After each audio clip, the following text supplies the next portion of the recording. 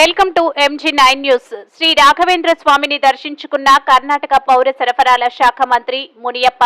కర్నూలు జిల్లా ప్రసిద్ధ పుణ్యక్షేత్రం మంత్రాలయం శ్రీ రాఘవేంద్ర స్వామిని దర్శించుకునేందుకు కర్ణాటక పౌర సరఫరాల శాఖ మంత్రి మునియప్ప వచ్చారు. వీరికి శ్రీమఠం అధికారులు ఆలయ మర్యాదలతో స్వాగతం పలికారు.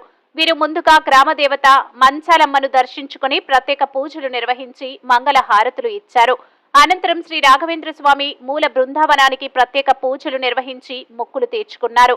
వీరికి మఠం పీఠాధిపతి సుబుధేంద్ర తీర్థ స్వామి శాలువా కప్పి ఫలమత్ర అక్షింతలు పరిమళ ప్రసాదం శ్రీ రాఘవేంద్ర స్వామి మెమంటో అందజేసి ఆశీర్వదించారు. MG9 న్యూస్ తో మంత్రాలయం ఇన్ఛార్జ్ తిమ్మారెడ్డి.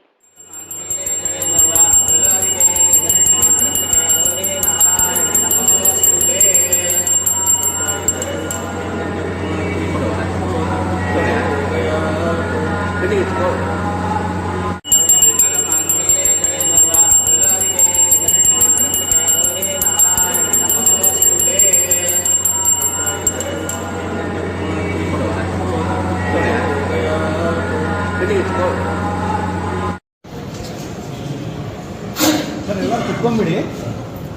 ರಾಜ್ಯದಲ್ಲಿ ನೂತನ ಸರ್ಕಾರ ಬಂದಿದೆ.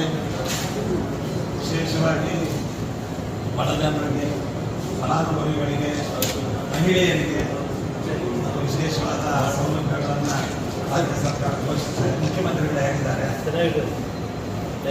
ನಾವು ಮುಖ್ಯಮಂತ್ರಿಗಳನ್ನು ನಾವು ವಿಚಾರಿಸಿದೆ ಅಂತ ಹೇಳಬೇಕು. ನಮ್ಮ DK ಶಿವಕುಮಾರ್ ಅವರು ಕೂಡ ರಾಹುಲ್ ಗಾಂಧಿ ಅವರು ಬಂದಾಗೆಲ್ಲ ಬಂದಿದ್ದರು. ಬನ್ನಿ ಆಶೀರ್ವಾದ ಮಾಡ್ತಾರೆ.